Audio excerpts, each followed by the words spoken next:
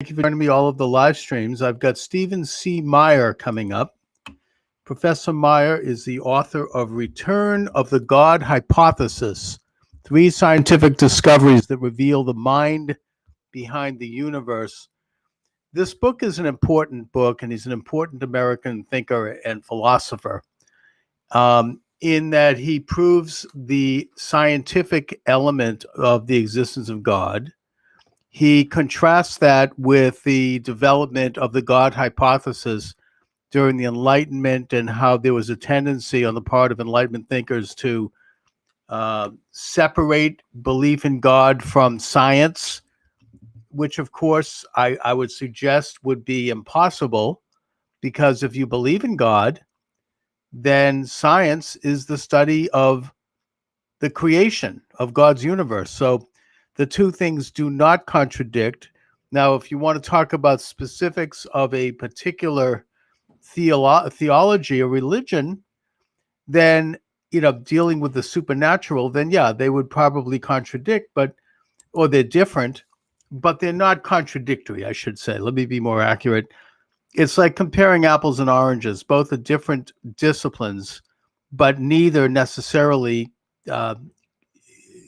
cancels the other, and that the belief in a creator of the universe is the study of the supernatural, whereas science is the study of the natural. So one thing, it's like apples and oranges, in other words.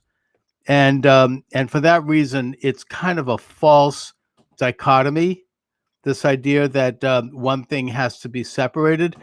But I want to get into right off the bat his thesis, which is that God is provable in science, and based upon scientific understanding and hypothesis, which is a very important thesis. Obviously, I mean, it's one.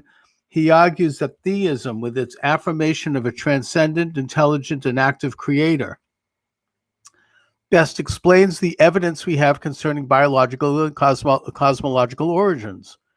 Previously, Meyer refrained from attempting to answer questions about who might have designed life. Now he provides an evidence-based answer to perhaps the ultimate mystery of the universe. In doing so, he reveals a stunning conclusion. The data support not only the existence of an intelligent designer of some kind, but the existence of a personal God. This is great. I can't wait for him to come on. I just hope he does. I mean, he's supposed to be here in maybe a minute or two. Let's hope that he shows up. If he doesn't show up, I will reschedule with him, because I really, I'm kind of looking forward to this. I mean, it's actually similar to, in my own humble way, frankly, my own book, God is God, and also my new book, which will be coming out at the end of the month, which is The Satanic Conspiracy, which is, in a sense, delves into the anti-God, if you will, or if you're Christian, the Antichrist. So I'm very interested in this topic. I just come on down, Stephen Meyer. Let's hope that you log on. I've got him waiting for him to do so at my Zoom meeting here. And let's see, it's now 12:01. Return of the God Hypothesis. 3 scientific discoveries that reveal the mind behind the universe. My own thesis, and maybe I'll get into this. I want to focus on Stephen's thesis here, but is that there are many ways we can prove the existence. What's that? Oh, of a creator of the universe, and the way the method I use in my book, God is God, is math. The mathematical equation, the mathematical theory, which is both a scientific and a philosophical hypothesis, and that is that the concept of zero, the concept of nothingness, as symbolized by the symbol zero. Zero cannot become 1. It also cannot become -1. It is zero. It is an immutable concept. It is the concept of nothingness. and nothingness is nothingness that is observable in nature. And it is a very basic principle upon which all of mathematics, and in many ways all of life, rests. The separation between the zero and existence, the void and matter, the 0 and 1 or trillion, the 0 and -1 or negative a trillion or infinity. So, in other words, you have nothingness and you have something. One thing is, in a way, they're I suppose, interdependent on each other, but you can't have, one exists and one doesn't exist, and they can't have one without the other, in a way. And now, how does this prove the existence of God? Well,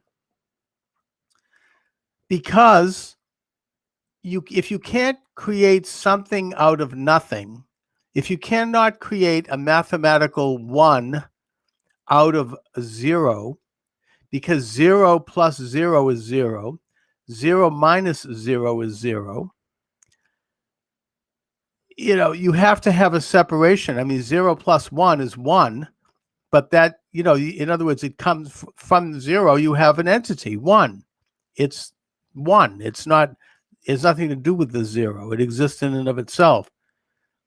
So you cannot create something out of nothing. That is the basic understanding of the entire theory of math.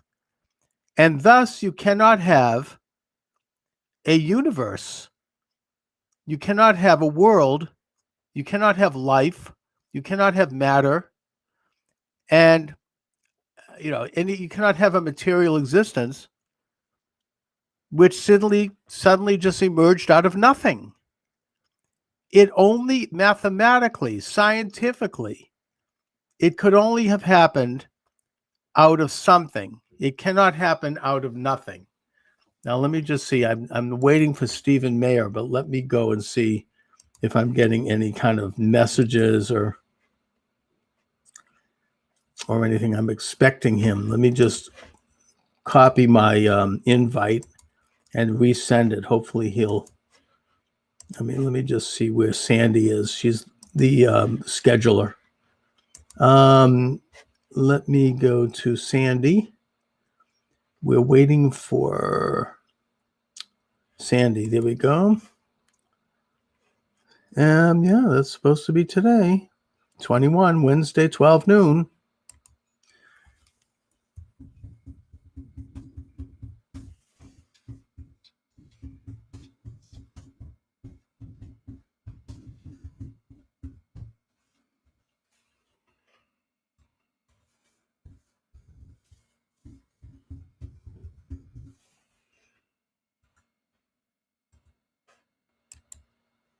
All right, I sent it again.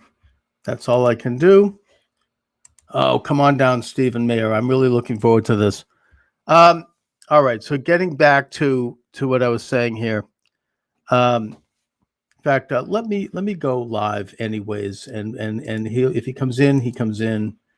That way, we don't have to kind of go through all the rigmarole on YouTube of going live. And by the way, later today, I've got Josh Bernstein, who's reporting from Maricopa County. The recount is starting tomorrow, and he's one of the major principal players in that endeavor. So we're going to get some live reports on that. And we're waiting for C Meyer to join us. Let me just see. Are we live on YouTube? Thank you. And C Meyer is the author of C Meyer is the author of Return of the God Hypothesis, 3 scientific discoveries that reveal the mind behind the universe. C Meyer's book talks about a scientific basis for belief in God, and also traces the modern history of the Enlightenment movement and how it basically separated science and faith, or science and theism, not necessarily the specific religions, and how, in the broad sense, you can't, it's apples and oranges.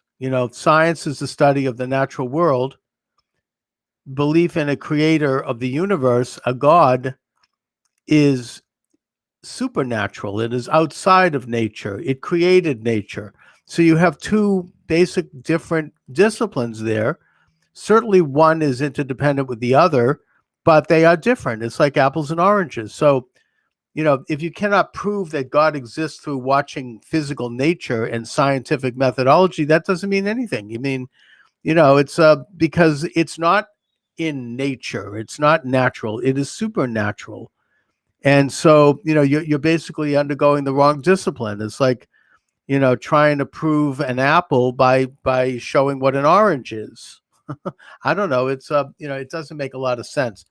But that's what science has done, and in the process, they have gradually removed belief by citizens and by the individuals, not only in God, but in the idea that the human being, men and women, were created in the image of God, which is it's another theological construct that I think we can make a case is true. And we can look at nature to prove that, not to mention faith. So anyway, we've got hopefully Stephen C. Meyer joining us shortly, New York Times bestselling author of Darwin's Doubt. He is the author of Return of the God Hypothesis, 3 scientific discoveries that reveal the mind behind the universe. Yeah, I'm looking forward to interviewing this author. If for some reason he can't make it today, then I'll have him on another day, because I'm determined to have him on at 3 p.m. I've got Eastern Standard Time. I'll be joined by Josh Bernstein, who is one of the principal actors and activists in the Maricopa County, Arizona recount, which is supposed to begin tomorrow, and where there's going to be 1.2 million ballots counted and examined by hand. It's a forensic audit. There's a lot of controversy around that. Obviously, there's a lot of agitation going on. There's, people screaming that he's a, him and the Senate there, which, by the way, approved this and funded it, that they're involved with some kind of an insurrection and they're terrorists, and just this very hyperbolic and rather shrill ramping up of attacks against them for doing this. I also will note that some major insider players are descending on the state, law firms like Perkins Coie and people like Mark Elias, who's a major sort of Democrat operative, and and other people are descending on the state to try to, I think, create trouble. Stop this audit, stir up trouble. There are rumors, and again, these are rumors, that Antifa and sort of the street thugs, the shock troops of the left and of the Democratic Party, are going to show up in Phoenix and in Maricopa County to cause trouble as well, and to try to hurl charges and maybe engage, hopefully not, but possibly engage in violence, all to try to discredit, to stop, to slow down this important recount, because there's a lot at stake. I mean, obviously, if the recount is completed and they discover major improprieties in the election in Arizona from last November, which of course are the charges that are being brought by the Arizona Senate based upon evidence that they have seen. I don't know what exactly that evidence is, but they have seen it and they voted on this. And if they find that that is the case, then obviously there's a lot at stake there, and that could have national ramifications. That could result in similar advancement of similar charges by similar state legislatures and similar people in other states, particularly Michigan, Georgia, and Pennsylvania. These states are also have been very contested. There was some major vulnerabilities in how they conducted their election. There already are some state decisions, some state court decisions against the way they conducted the election. Like, for example, in Michigan, a state judge has noted that the attorney general there, Jocelyn Benson, did not have the authority to change election law before the election by changing the standard by which absentee ballots would be counted. She basically said that they no longer needed to match signatures. They could just go forward and count a vote, even if the signature only looked slightly like it matched. It didn't quite match. In other words, she diluted the standards that had existed before and that had been put in place by the Michigan state legislature and that were the laws of that state. She, acting as Secretary of State, simply marched in and changed the law. Now, 5 months later, there is a state judge who is responding to a lawsuit brought by several, I believe, county clerks, and this attorney DiPerno, who led the lawsuit.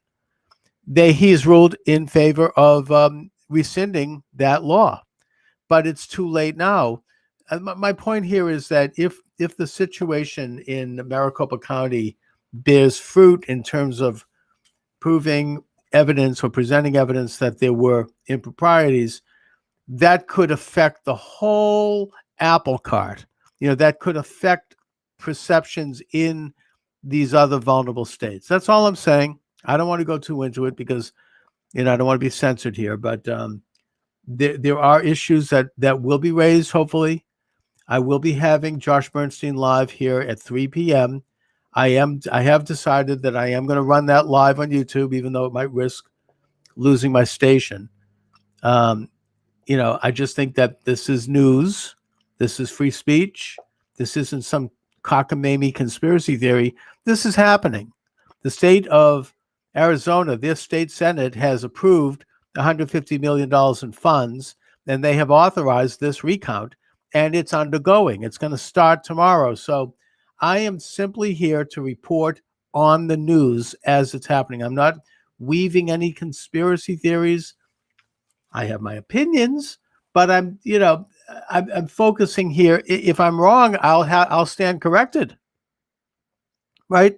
I mean, if they have the audit and they find out that everything was hunky-dory and kosher and everything was perfect, I'll accept that. I simply want to see an audit done because the people of Arizona and their representatives in this Senate believe that there is that such a warrant, such an audit is warranted. They have voted for that. They have approved it because they believe that there's a reason for it. They believe that there were improprieties. Okay? I know you have to use that word. You can't use the F word. So fine, let's see.